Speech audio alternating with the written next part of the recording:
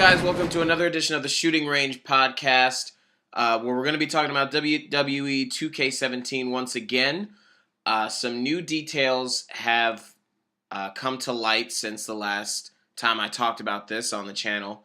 So we're going to get right into it here. WWE2K have been gracious enough to gift us with some of the features, or should I say lack of features, revealed for WWE2K17. Now, they've been releasing bits and pieces of the roster every week, but, you know, that's not really news. A lot of the people that are being announced, we kind of assume they would be in the game. It's nice to officially see people like Charlotte and Sasha Banks and people like that who've kind of been jilted officially be announced for the game. But honestly, if they weren't in this game this year, I think there would have been a riot, and rightfully so, because now they've been on the main roster a good long time. But regardless, I think the big thing that has come out of the features reveal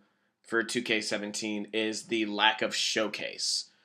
I think a small group of people are maybe upset that there's no showcase, but I personally, especially for the reasons that 2K gave as to why there wouldn't be a showcase, I actually kind of support it. I'm not thrilled about it just because I feel like there was a potential. It didn't even have to be a Brock Lesnar showcase. It could have been just, some showcases have the potential to be really great. The one that I continually keep throwing out there is a Shield showcase where you follow each individual member of the Shield from FCW to NXT to the main roster to when they split, and you could even follow that all the way into Battleground of this year, and maybe that's something they could do in next year's game. Who knows what the landscape in WWE is going to be like by next year, but they've obviously showed that they're not the quickest to the punch in terms of, this game is all about Suplex City, but Suplex City was big last year. So maybe sometimes it just kind of gives them a year to really be able to do it. Honestly, with how long it takes to make video games sometimes, it's understandable. But getting back to the lack of showcase, the reason that they gave is basically that they feel like it might not hold up. You can really only play Showcase once all the way through. It's very linear. And so really, there wasn't a lot of reason to kind of really stress themselves out and to put in a Showcase when it wasn't going to be the best thing in the world, I guess. And so they just decided, instead of just kind of forcing it and wasting the time and the resources to try and make this thing happen that isn't really looking to be all that great anyway, let's just not do it and devote all our time and effort into other areas. And those other areas actually seem really good. They seem really well thought out for once. And I don't mean to say that like a cynic, but there are certain things that are perpetually complained about in video games. I shouldn't say video, in WWE games, that I feel like they actually really did address this time around. And it wasn't just kind of a reskin, and they maybe tweaked some stuff here and there, added a few things, and then just shoved it out the door.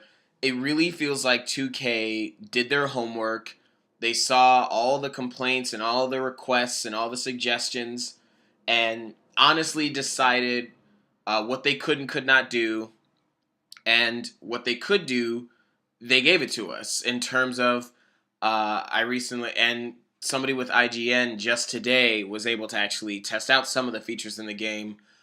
They brought back fighting in the crowd.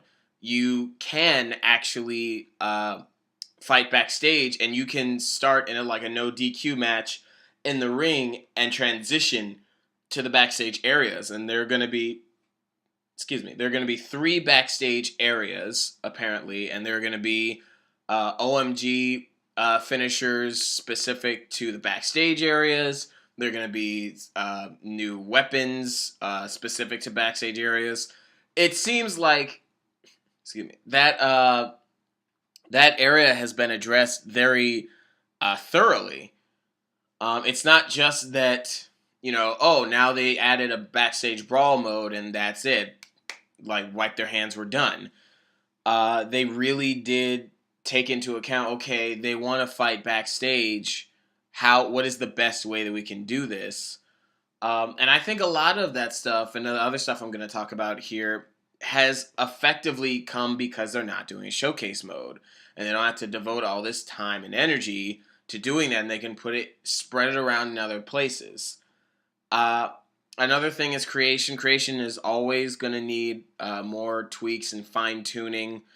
I don't think there's really been a creation mode in any WWE game that I've really loved.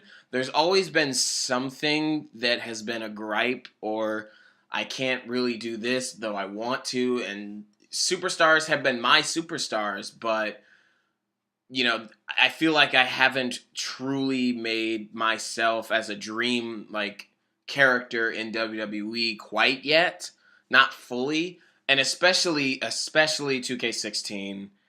I really felt handcuffed. I couldn't do the upload a picture. I tried dozens and dozens and dozens of times to do it. I changed the pixels and I took different kinds of pictures, long way and vertical and horizontal, and it was a mess, and I couldn't do that, and I couldn't make it look like me with the way that it was set up last year, because honestly, just the fact of the matter, not all people look alike, especially people like me who are black or African American or whatever the word you want to use for it, or they're Asian or they're Latino or they're Middle Eastern. Some people just inherently do not look like the models that are already preloaded into the creation suite, and so to really try and tweak that has been difficult. So they say that creation has added more features as usual, as with every year. They constantly are trying to fix that. And then also more things in terms of superstars, arenas, entrances, shows. I'm basically reading this off now. The big thing with creation, however, is probably the highlight replay system, where you can then create a video, your own entrance video, which they had in past games. And then a big thing is create a victory. And this has always been a very nitpicky thing that I've had with the game. When you see characters like Undertaker cheering and celebrating like any other superstar, or you see Kane do it, or you see Triple H or John Cena do it, and then even with my character, like, I know who my character is, and when I see the very generic victory celebration, even in last year's game, it's so bland. It's so bland. And just generic and cookie cutter and has no personality. So this is actually, maybe I'm in the minority here, but I really am digging the fact that they put in a creative victory feature at all. Just, even if it's like bare bones, you could always fix it in future installments, fine, whatever. But just the fact that they acknowledged that, I think, is really great.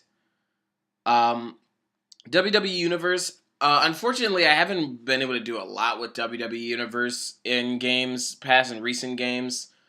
I really miss the create storyline feature, and I've been trying to mimic that in WWE Universe mode, but it's not really the same, because WWE Universe is meant to be played kind of just as its own thing. It's supposed to take on a life of its own, and when you want to do your own storyline, it can sometimes clash with what Universe wants to do. It may turn characters face or heel, or give people injuries, or start storylines that you don't really want to be started.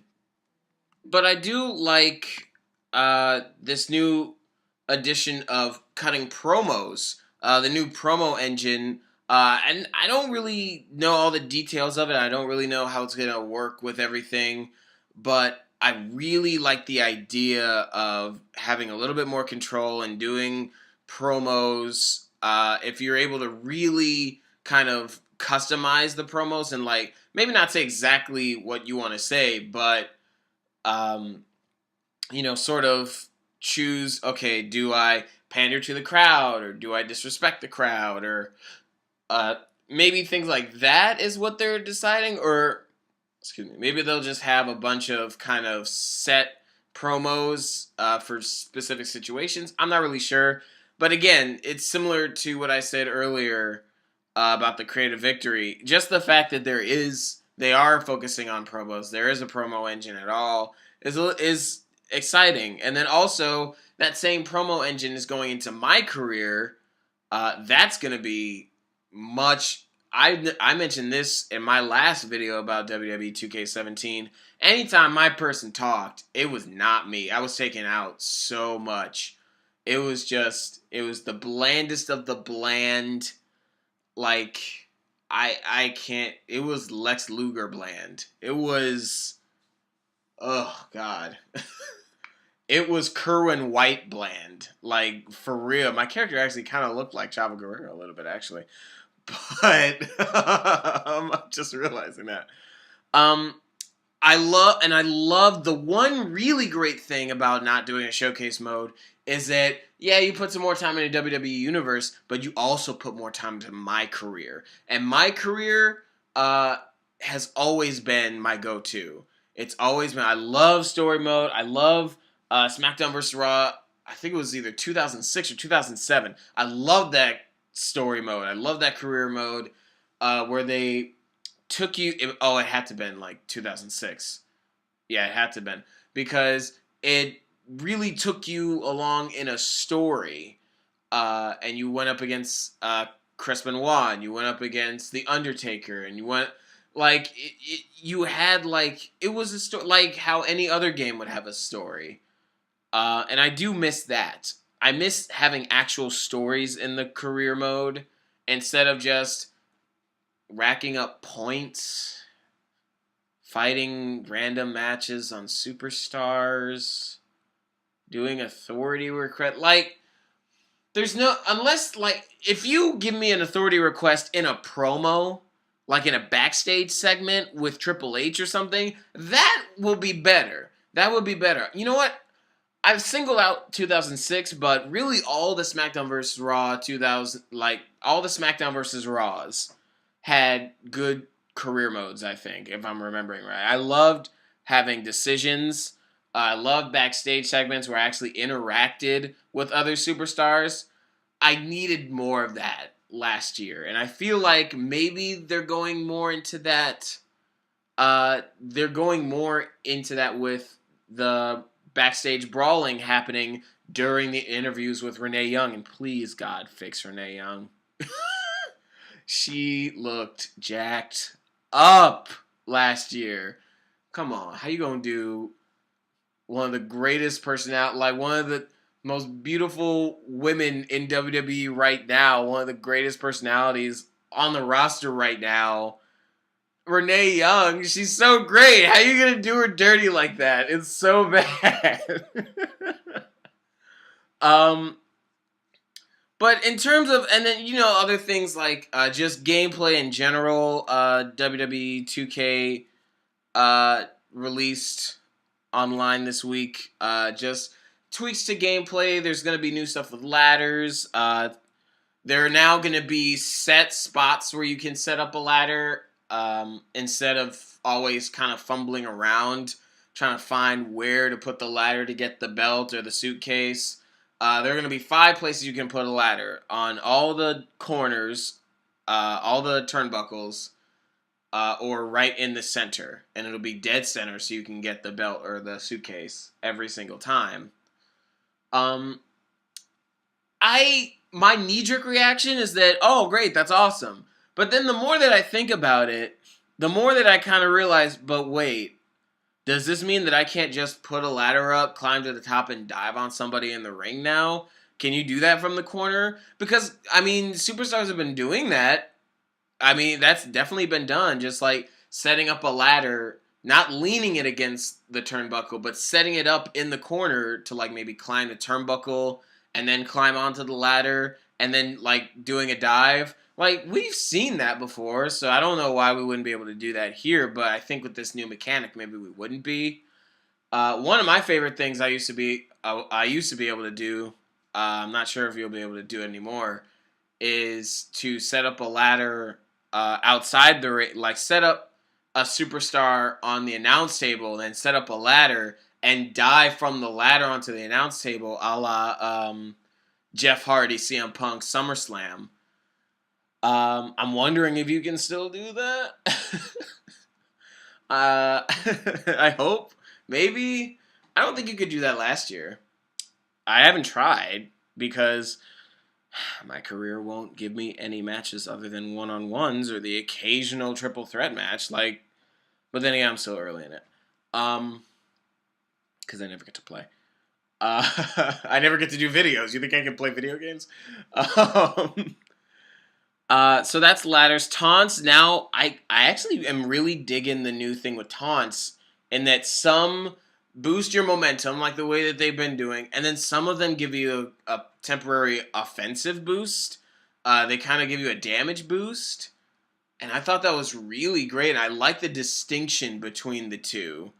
The way that, when Seth Rollins taunts, it is more of a momentum thing. The momentum is shifting. When Roman Reigns taunts, however, he's getting confidence and now he's going to hit harder. So I like that little detail that puts you more into the psychology of different superstars and the fact that, yes, different superstars act different ways. Rey Mysterio is not the same as Rusev. They can't operate the same way. That's what I loved about, I think it was SVR 09, I want to say, that had the different styles, like Brawler and Showman and Hardcore Specialist. Like, I did appreciate that because then it makes you really point out the differences between superstars instead of having everybody feel the same. And the only way, really, in these recent games, or WWE2K17, that a superstar was to feel different is if they were like Mark Henry or Big Show and they were just heavier. And that's not really all that fun. And the last thing is the new secondary submission system, where they've tweaked the current system, the kind of the wheel and chasing each other around the wheel. I like that system, but I kind of also don't like it. I like when I'm the one initiating the submission because this is kind of weird because I do like to play matches a little bit more realistically. So sometimes if I'm having a match of the year candidate kind of match and I've already hit my finisher and they've kicked out at the last possible second, I will then go, well, I don't want to waste time like getting all the momentum back to hit another finisher. That's boring. So I'll tap them out. But if I'm facing somebody like John Cena, sorry. If I'm facing somebody like John Cena, I obviously can't do that because Cena doesn't tap. So in that case, I may just, again, I'm way in my head about it and I'm treating it like an actual match. I'll tease him tapping, but ultimately Cena doesn't tap. So it was a good way. I like the wheel because it lets me, when I'm initiating it, it lets me control whether or not I actually make them submit or whether or not they get out of it. When I'm put into the submission system, I could be fantastic at the wheel, but because I'm facing the computer, it's always a gamble.